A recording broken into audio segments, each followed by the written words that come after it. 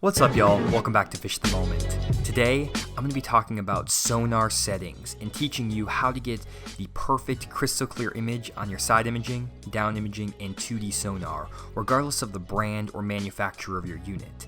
And I'm also going to be teaching you what each setting actually does so that you can make adjustments on the water to make sure your image stays crystal clear all the time. I'm not just going to give you a blank slate of use these settings. We're actually going to teach you how to actually understand the settings so you can set it perfectly yourself. So I'm really excited about this video, so let's get into it.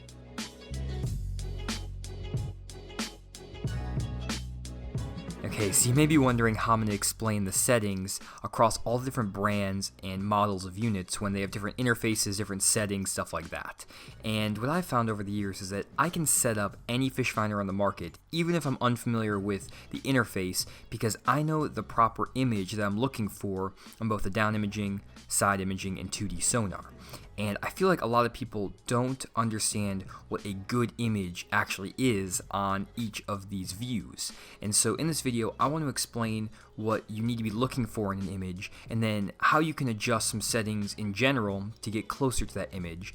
And I'll be talking about specific settings on some of the units as well, but really, if you know the proper image you're looking for, you can then just fiddle with your settings yourself and get that image through trial and error. And that's what I do most of the time when I set up graphs for guys in on-the-water fishing lessons or in my sonar classes I do anyways. So this should be a really informative video, and you'll be able to take what you learn in this video and go adjust your graph right away if you understand the image you're looking for. Okay, so let's start out by looking at the down imaging view of a Fishfinder. And for this video, I'm going to be making the adjustments to this image using the Reefmaster software that you can download onto your computer and you can use to edit recordings that you've made on your Fishfinder.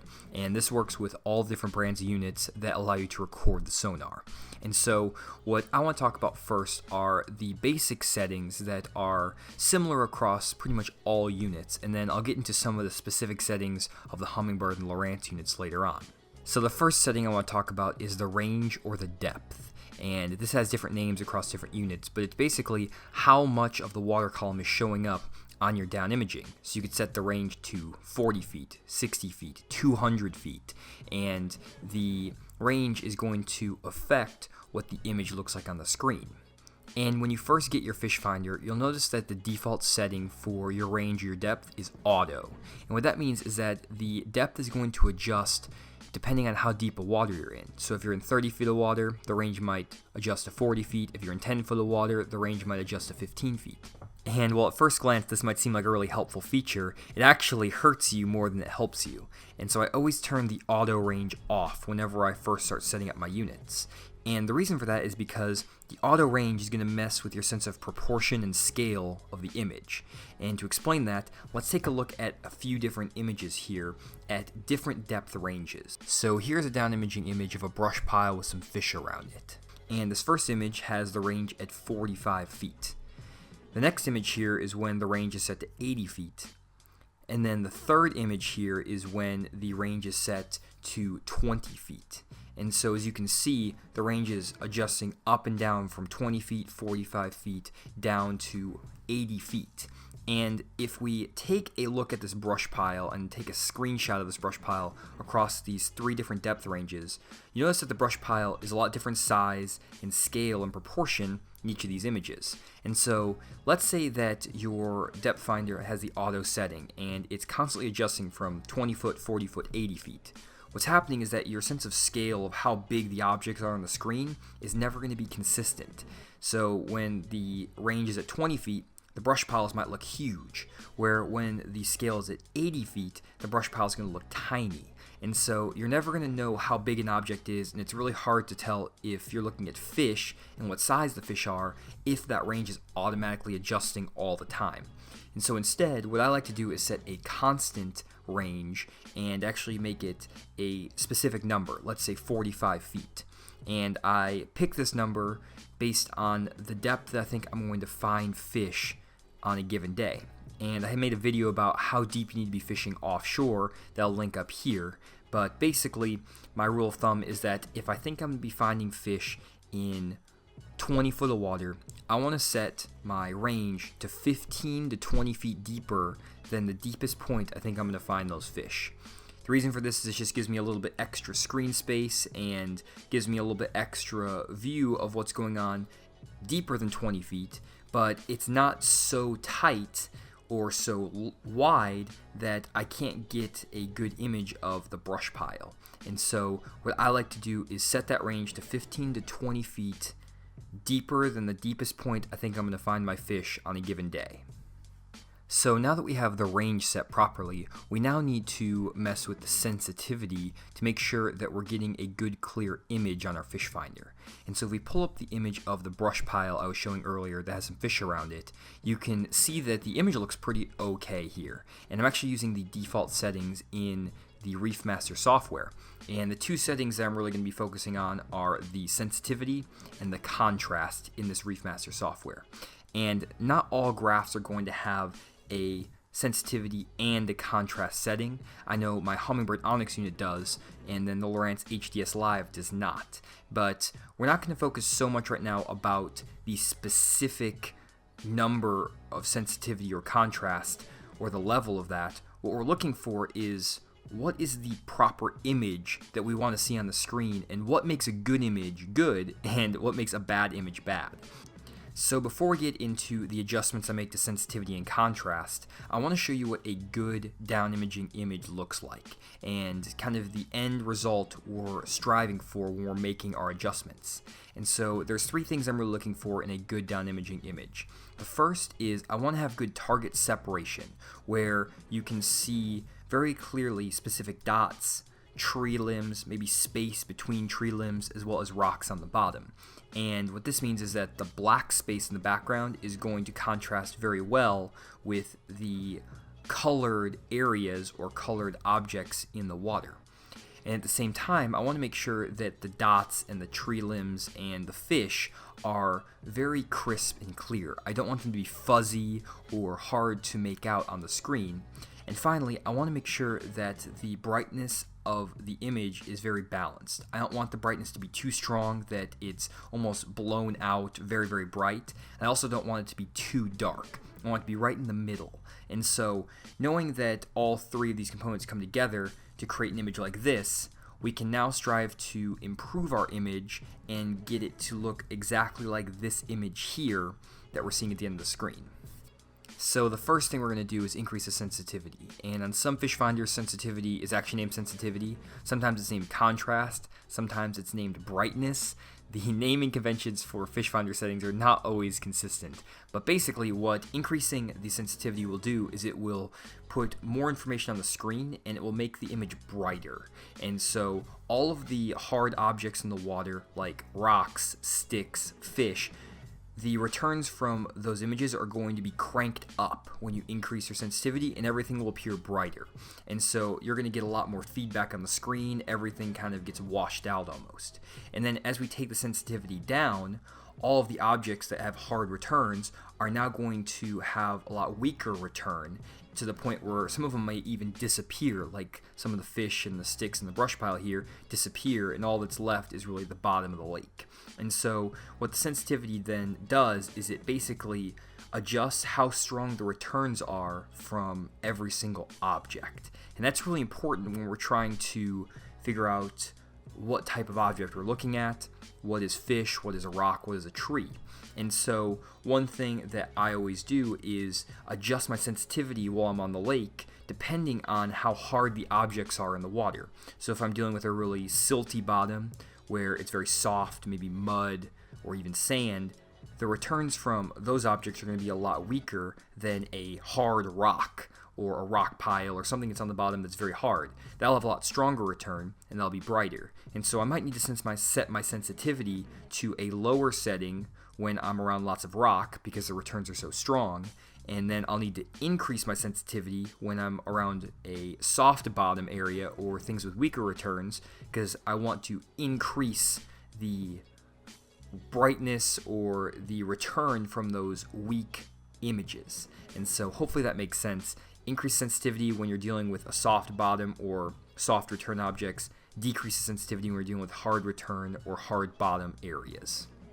Next up, we have the contrast setting, and not all fish finders have a contrast setting. I know the Humminbird units do, and really what this does is it will make the image either more crisp or more blurry and fuzzy, and you'll see what I mean in a second here.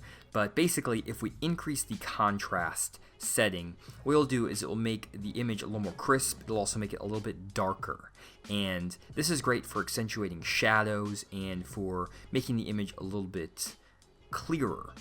And then if we decrease the contrast setting, this will make the image a little bit more blurry, a little bit less clear, and usually this is going to make the image look worse in general. And so when I'm adjusting my contrast, I always like to set it a little bit above the default. So if your default is 10 out of 20, I'll set it to 11, 12, or 13.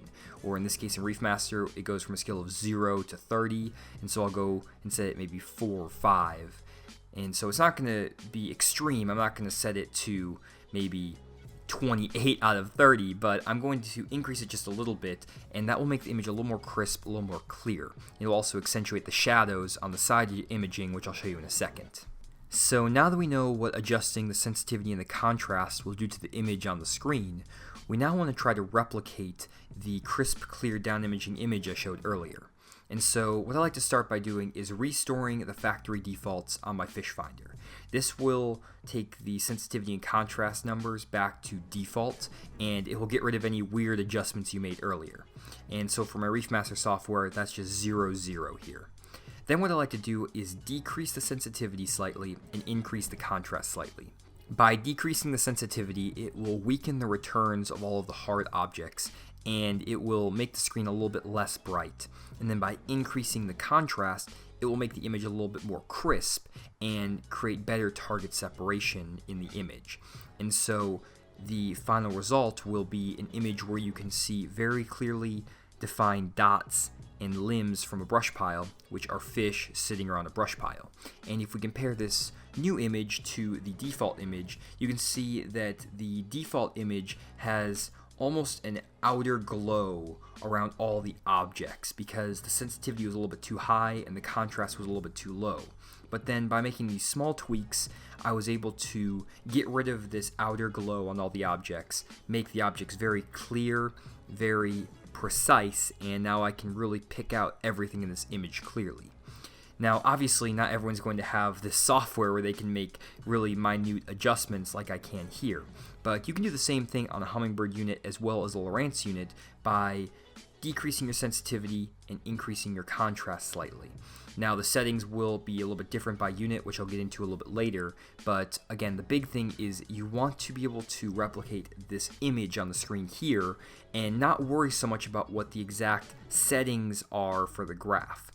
A lot of times what I do again is just fiddle with the settings until I get this perfect image, and once you know what you're looking for in terms of a good down imaging image, it just takes maybe 30 minutes of messing with all the settings to be able to replicate it. And so I'm going to repeat this point over and over again that there's no one perfect setting that's going to work 100% of the time on every lake, every time you go fishing, on every fishing unit. And so what you need to do is adjust the settings throughout your fishing day and adjust your settings maybe week to week to improve the quality of your image. So now that we have a good down imaging image, let's take a look at a good side imaging image.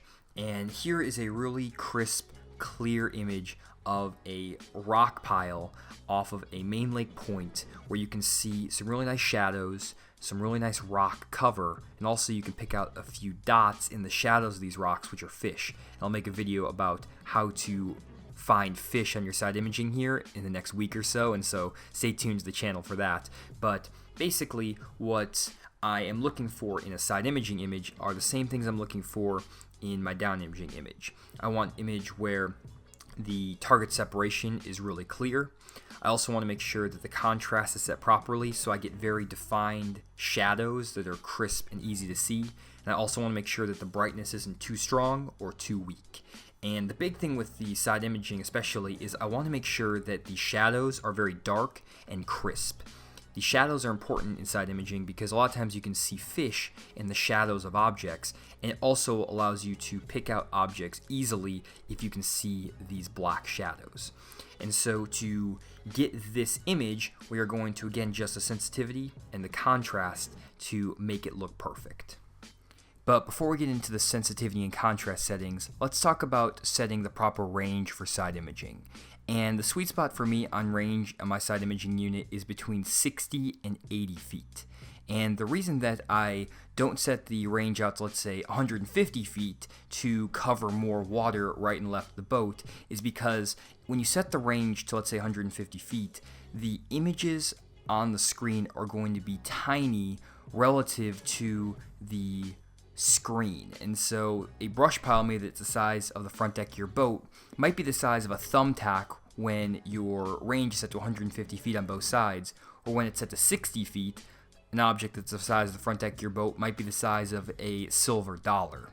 And so a lot of times you can do yourself a disservice by setting your range too wide, because you'll miss objects like maybe a stump or a small rock pile because it just looks so small relative to the rest of the screen.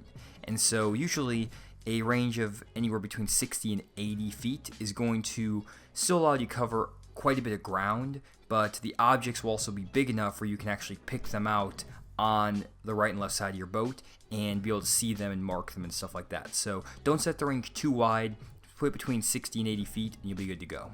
So really quickly, let's run through what adjusting the sensitivity and the contrast will do to this image.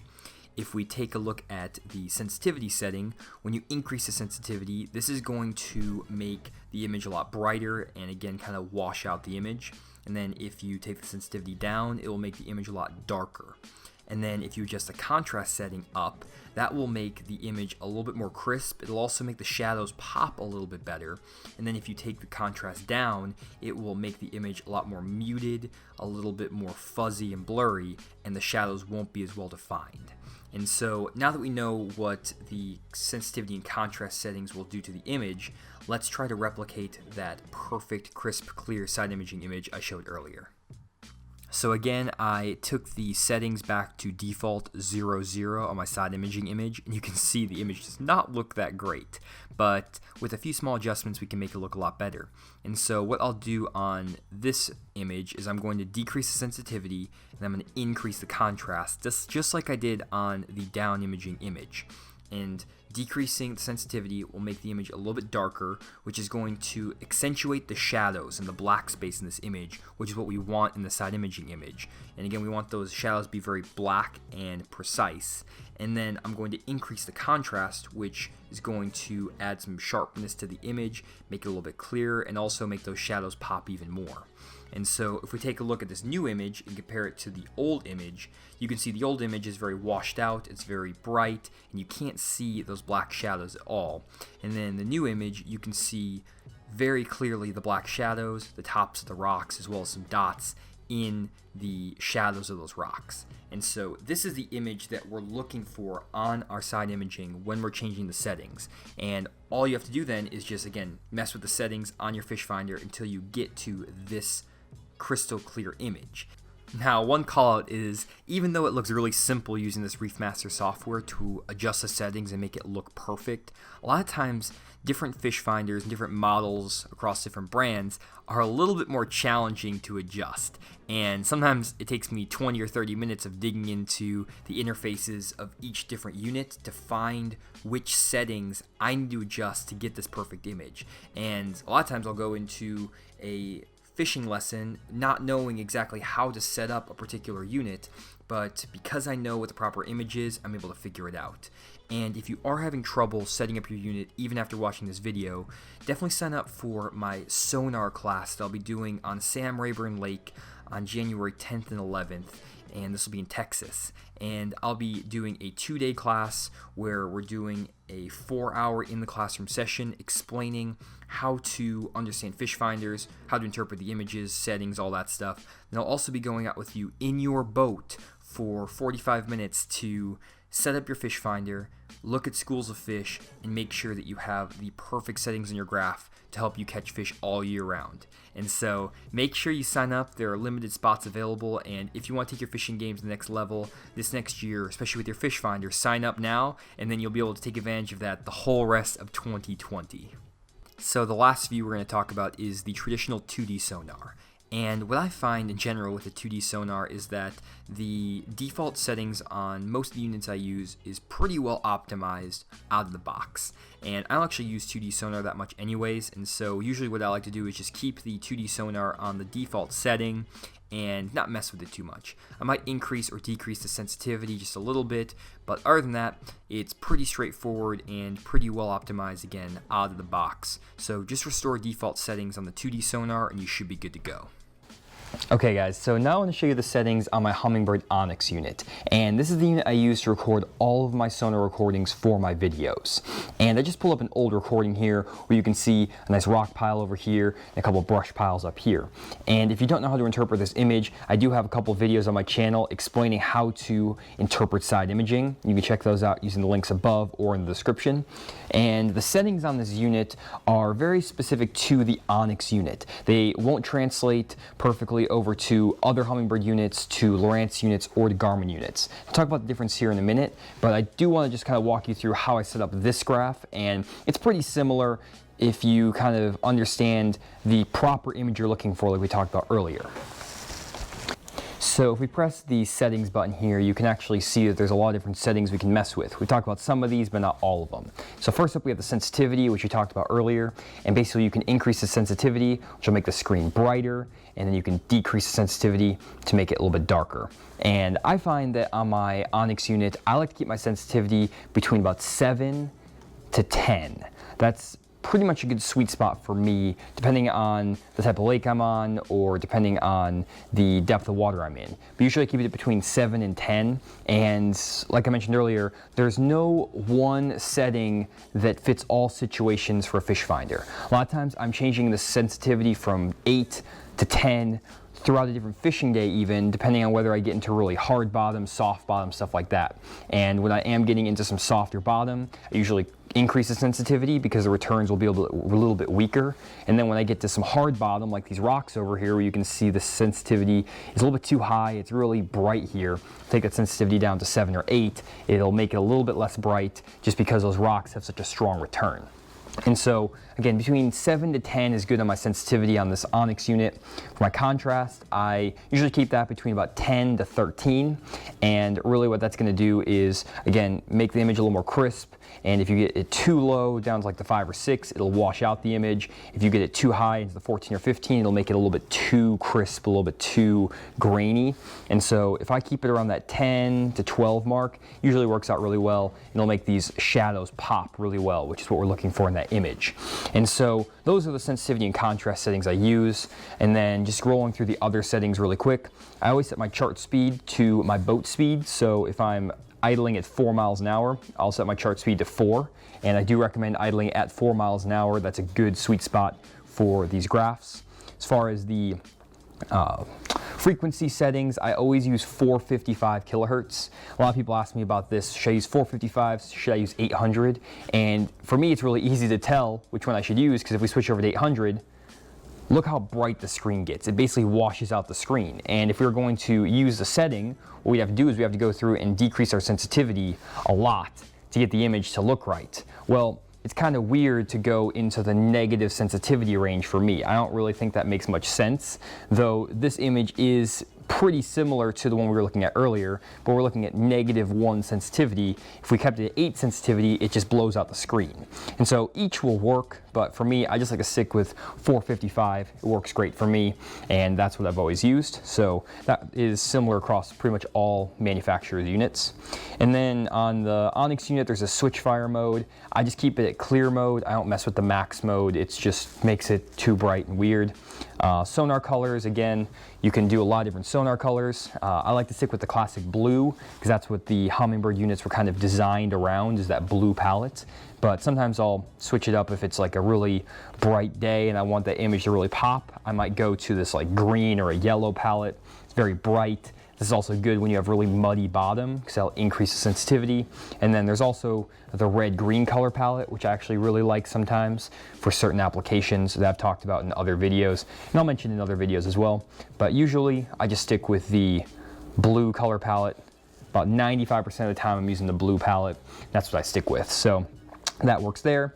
The other thing on a Humminbird unit that you want to mess with is the sharpness. So the sharpness is basically a setting that is going to clean up the image, make it a little more crisp. And so if you take sharpness off, you notice that the image gets very blurry almost and kind of, I don't know, it just looks really bad. And when I first got my unit, I didn't turn sharpness on, and I was really disappointed because I'm like, this image just looks kind of crappy. But then I turned the sharpness on, turned it to medium, and the image cleans up, a little more crisp, a little clearer. And depending on which Humminbird unit you're on, you might have to go to low sharpness or maybe medium sharpness, but between those two you should be good. And then the last thing we do is the range, and again we take it off auto range and we set it to a specific range. I set 75 feet, that's kind of my sweet spot for the range, and so I'll set it to 75 feet, and we have the side imaging fully set up. Okay, so next up, let's take a look at my down imaging settings. And here we just have a nice little school of spotted bass. They're in about 35 feet of water on a little rock pile right there. And I am just gonna show you my settings here. Press the settings button. As you can see on my down imaging, the settings are very similar to my side imaging. And I find that to be the case on most units. Usually the side imaging and the down imaging settings are pretty similar, though I will have some slight differences in them, but they're not going to be super far off. And so in terms of the down imaging sensitivity, I'll keep that again between about 7 and 10.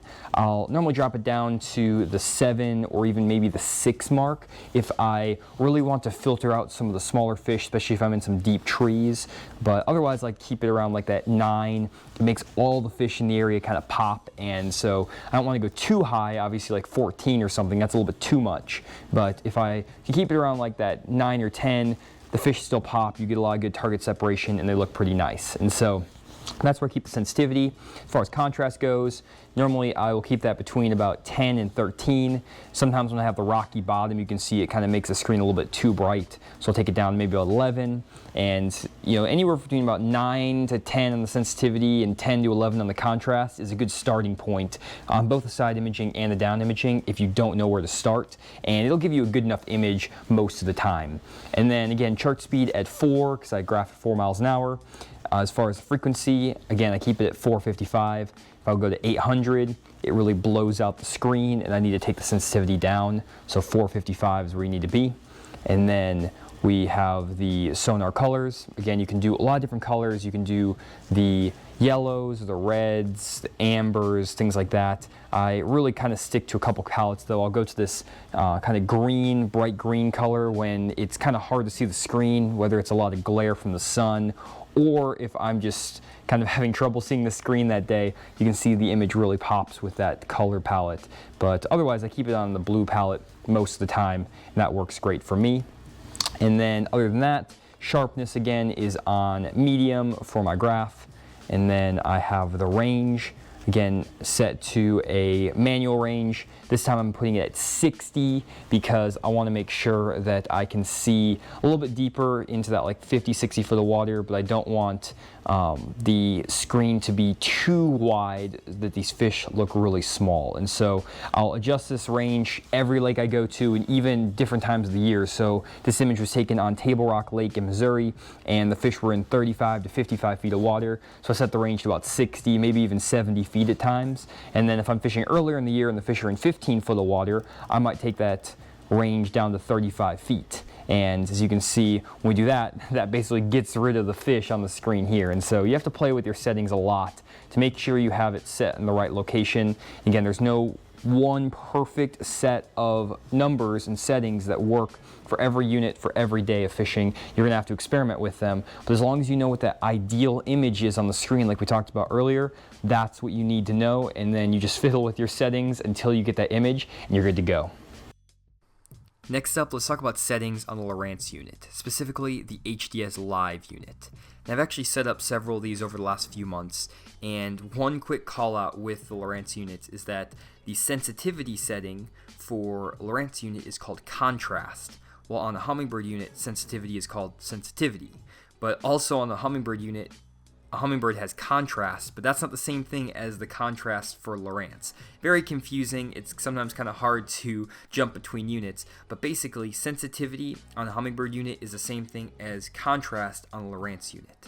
And so here's an image I just pulled from the options menu online, and if you take a look at the contrast for a Lowrance unit, you'll notice that it can be set to auto, and then you can adjust this either by percentages, so like 70%, 68%, 65%, whatever, or you can set it to A-0, A-1, A-2, A+4, and basically the difference between these is that the A-0, A+1, whatever, gives you set increments that you're increasing sensitivity by, where when you do the percentages, you can really dial it in to go up 1 or 2 percentage points on the sensitivity.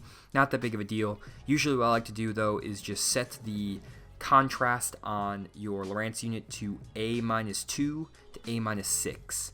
Usually that's all you need to do. Take that sensitivity, or contrast in this case, from A-0 to A-2 or A-6, somewhere in that range. That will get the job done, and then the rest of it's pretty well optimized. Use the same 455 kilohertz like we talked about earlier, same depth, range, all that stuff. And the last thing is you'll have the surface clarity on the advanced settings for the Lowrance unit, and I just turned surface clarity off, and I don't want any machine interference kind of taking information away from me, so I'll take the surface clarity, turn that off, and then I'll also take the fish reveal off on this unit. A lot of times guys want me to explain how the fish reveal works, and there are reasons to use fish reveal on an HDS live unit, but it confuses people more often than not. So if you're just getting into fish finders, take the fish reveal off and just use the standard down imaging view. I'll be making videos about how to use fish reveal properly in upcoming videos, but for now, don't get confused. Just turn fish reveal off and then use the settings I talked about, and you should be good to go. Well guys, that was a long video, and if you're still here, you're definitely a bass fishing nerd just like me. And if you're still here, definitely leave a comment down below letting me know you stayed the whole time, and also let me know what you think about the video, and if you have any questions, just leave it in the comments below.